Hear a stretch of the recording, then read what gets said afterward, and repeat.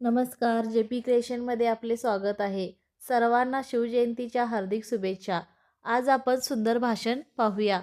सर्वप्रथम आपल्या सर्वांना हृदयातील आराध्य दैवत, हिंदवी स्वराज्याचे संस्थापक, शौर्य, पराक्रम आणि स्वाभिमानाचे प्रतीक छत्रपती शिवाजी महाराजांना माझा कोटी कोटी प्रणाम.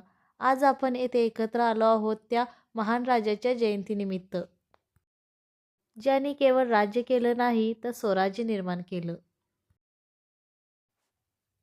सूर्यापेक्षा तेजस्वी ज्यांचा पराक्रम होता, सूर्यापेक्षा तेजस्वी ज्यांचा पराक्रम होता, सिंहासनावर बसूनही जनतेचा विचार होता. हिंदवी स्वराज्याच्या ज्यांनी स्वप्न साकार केला, हिंदवी स्वराज्याचा ज्यांनी स्वप्न साकार केला, त्या शिवरायांना माझा कोटी कोटी प्रणाम केला. मित्रांनो, 19 फेब्रुवारी 1630 रोजी शिवनेरी किल्ल्यावर जिजाऊंच्या पोटी एका सिंहाचा जन्म झाला.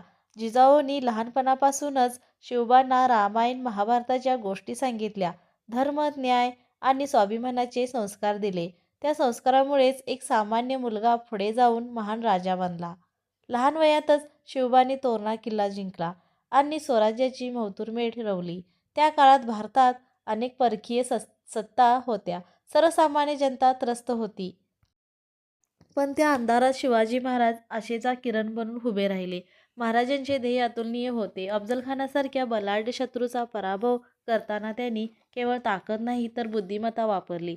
त्यांची युद्धनीती, गनिमी काव्वा आणि दूरदृष्टी यामुळेच मुघल साम्राज्यालाही हादरा बसला. पण महाराज फक्त पराक्रमी योद्धे नव्हते, ते न्यायप्रिय आणि लोकहितवादी राजा होते. त्यांच्या राज्यात स्त्रियांचा सन्मान केला जात असे. शत्रूच्या स्त्रियांसोबतही आदराने वागण्याचा आदेश त्यांनी दिला होता. हा खरा संस्कार आणि मोठेपणा होता. महाराजांनी किल्ले जिंकले, आरमार उभारले आणि सर्वात महत्त्वाचं म्हणजे स्वराज्याची स्थापना केली. 1674 साली रायगडावर त्यांचा भव्य राज्याभिषेक झाला. तो क्षण फक्त महाराजांसाठी नव्हता तर संपूर्ण मराठी माणसांच्या स्वाभिमानाचा क्षण होता. मित्रांनो, आजच्या काळात आपण शिवाजी महाराजांकडून काय शिकू शकतो? मित्रांनो, पहिली गोष्ट स्वाभिमान. परिस्थिती कितीही कठीण असो, स्वतःचा सन्मान आणि मूल्य कधीही सोडायचं नाही. दुसरी गोष्ट ध्येय आणि जिद्द. अडचणी आल्या म्हणून हार मानायची नाही. महाराजांच्या आयुष्यात अनेक संकटं आली, पण त्यांनी कधीही पराभव स्वीकारला नाही. तिसरी गोष्ट योग्य नेतृत्व. एक चांगला नेता तोच जो आपल्या लोकांसाठी जगतो. महाराजांनी आपल्या प्रजेला कुटुंबासारखं जपलं. चौथी गोष्ट दूरदृष्टी. त्यांनी समुद्रातील शक्ती ओळखून आरपार उभारलं. भविष्यात काय होईल याचा विचार करून निर्णय घेतले.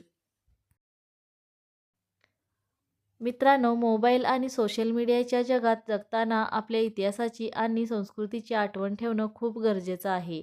शिवाजी महाराज हे केवळ इतिहास नाहीत, ते एक विचार आहेत, एक ऊर्जा आहेत, एक प्रेरणा आहेत. आपण प्रत्येकाने स्वतःला एक प्रश्न विचारूया, मी माझ्या आयुष्यात स्वराज्य म्हणजे स्वतःचं स्वप्न पूर्ण करण्यासाठी किती प्रयत्न करतोय? महाराजांनी आपल्याला शिकवलं, जर मनात जिद्द असेल तर अशक्य काहीच नाही. चला, त्यांच्या कार्याची आठवण ठेवून आपण ही आपल्या जीवनात प्रामाणिकपणे काम करूया. देशप्रेम, संस्कार आणि स्वाभिमान जपूया. शेवटी काय ओळी अर्पण करते. सह्याद्रीचा सिंह गर्जला, अन्यायाचा अंधार पळाला. सह्याद्रीचा सिंह गर्जला, अन्यायाचा अंधार पळाला. स्वराज्याचा सूर्य उगवला. जय भवानी, जय शिवराय. जय भवानी, जय शिवराय. महाराजाप्रती कृतज्ञता व्यक्त करताना एवढंच म्हणेन, आपण त्यांच्या विचारावर चाललो तरच ही खरी शिवजयंती साजरी होईल.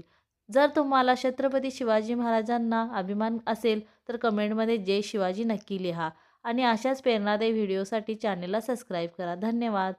जय भवानी, जय शिवाजी.